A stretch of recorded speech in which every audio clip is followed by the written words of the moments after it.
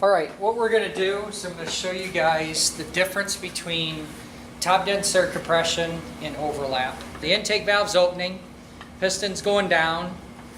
Okay, so we're going to fill the cylinder. Okay, as the piston comes back up, you'll see the exhaust valve is not moving at all. Okay, so now we've got this tightened up combustion area. All right, both our valves are closed.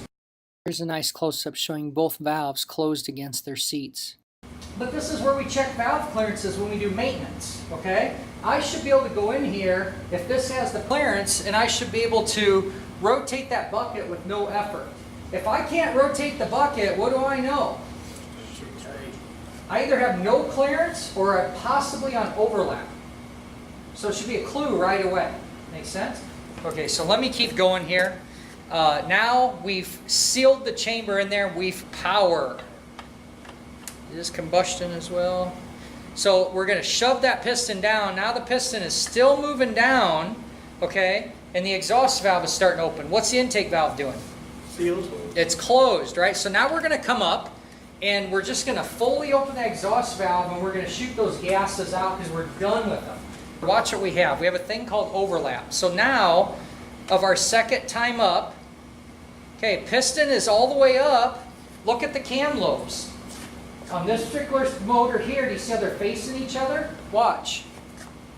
No valve clearance. Okay? It doesn't have to be fully open. It's just open a little bit. Can you see where there's a gap in there? Here's a nice close-up of the valves slightly open in that overlap position just off their seats.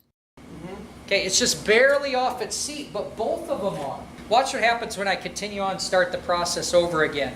The exhaust valve was on its way closing, if you remember, and the intake valve was opening. Okay, so we'll start over. There's intake, compression.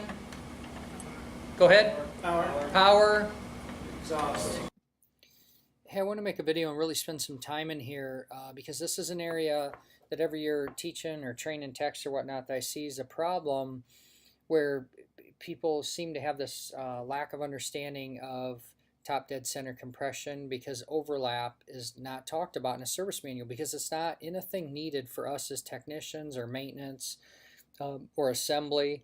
So that's why it's not discussed. It's an actual fact that happens, but you're just not going to see it. So people find top dead center and then take for granted that on a 4-stroke engine you need 720 degrees or 2 full revolutions to have a full complete cycle.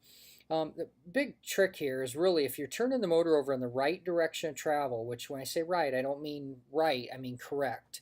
You're going to find that when the intake valve fully opens and fully closes and the piston works its way back up the next time around, you will always be on top dead center compression just from intake, compression, power, and exhaust. So if you keep that clue in mind, you should be safe and be good to always set valve clearance, do cam timing, and do the needed tasks that we need to do on these engines. I cannot recommend enough. If you're unfamiliar, unsure, use the service manual, follow it like a checklist, and everything you need is in there. You'll be able to do this well. But hope this video helps. Watch the motor being turned over. There's a bunch of other great stuff on YouTube that shows the cycles and cutaways. This is one we made here at the college. I did with some students. Took a Ninja motor and that was no good and cut it up, and what a useful tool. So hope you enjoyed it and keep on wrenching.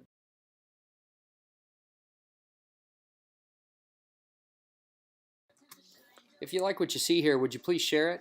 I'd love you to keep my platform going here on technical education and the ways to be great in your craftsmanship.